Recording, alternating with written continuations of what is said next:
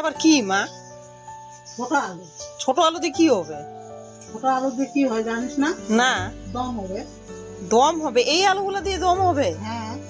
কি দম হবে? কি কি দিব এটার মধ্যে? এইটা আমাদের ফোড়নে দিব কালো জিরা, হ্যাঁ বাটাতে দিব লঙ্কা, হ্যাঁ। আর আদা।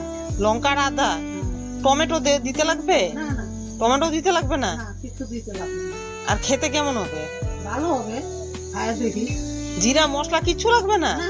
ঠিক আছে, দেখা যাক কেমন হয় খেতে এই ছোট আলুর দম। তো মশলা ছাড়া শুকনো আলুর দম করার জন্য প্রথমে কড়াইটা বসিয়ে নিয়ে কড়াইতে দিয়ে হতে হবে একটু তেল। আমি এখানে সরষের তেল দিয়েছি। সরষের তেলটা দিয়ে কড়াইতে দিয়ে নিতে হবে শুকনো লঙ্কা।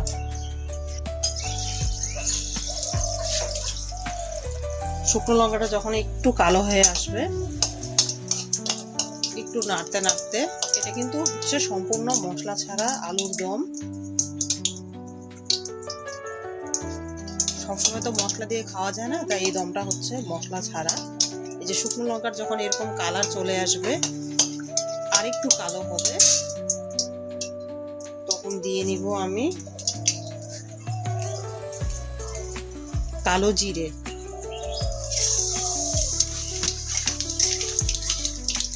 কালো জিরেটাকে দিয়ে এতে কালো জিরে গরম করে বাটিতে জলের মধ্যে দিয়ে নিব হচ্ছে লঙ্কা গুঁড়ো,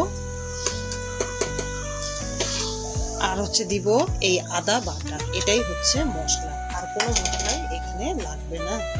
এই আদা বাটা আর হচ্ছে লঙ্কা, এটা এখন আমি দিয়ে নিব তেলের মধ্যে।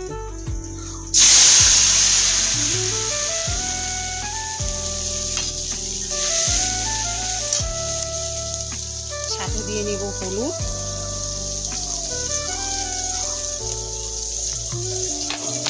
এখন এটাকে একটু কষিয়ে নিব 5 মিনিটের মতন।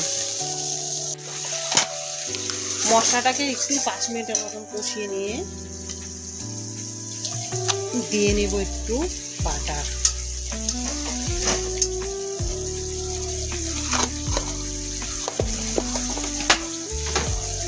এখন দিয়ে নিব এই আলু, ছোট ছোট করে একদম ছোট গুঁড়িয়ে আলুগুলো, যে গোল আলুগুলো, সেই আলুগুলো দিয়ে নিব।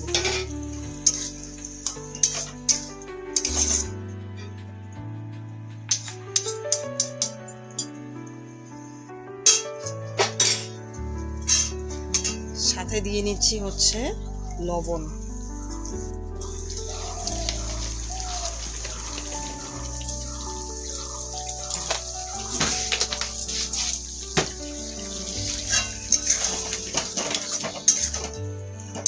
এটাকে এখন কষিয়ে নিব আমি যতক্ষণ পর্যন্ত মশলাটা কড়াইয়ে না লেগে যায়। দমটি রেডি, এখন নামিয়ে নেওয়ার পালা। দম হয়ে গেছে, এখন একদম রেডি। এখন হচ্ছে নামিয়ে নিব।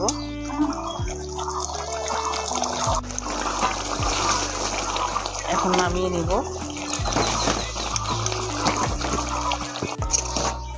এরকম করে নামিয়ে নিতে হবে।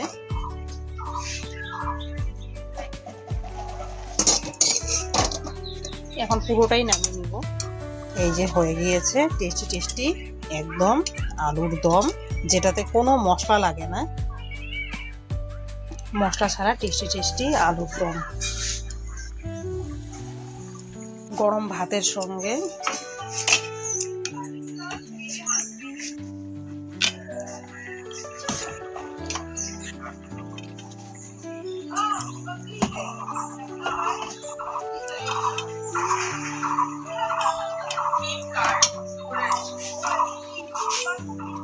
কেমন হবে গরম ভাতের সঙ্গে টেস্টি টেস্টি আলুর দম?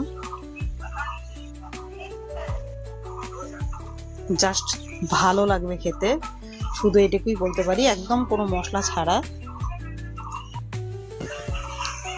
তো সবাই তোমরাও এরকম করে বানাবে টেস্টি টেস্টি আলুর দম, যেটাতে কোনো মশলা লাগবে না। মশলাটা প্রতিদিন তো খাওয়া যায় না, তাই মাঝে মাঝে মশলা ছাড়াও খেতে হয়, তাই মশলা ছাড়া খাওয়ার জন্য এই আলুর দমটা কিন্তু একদমই পারফেক্ট।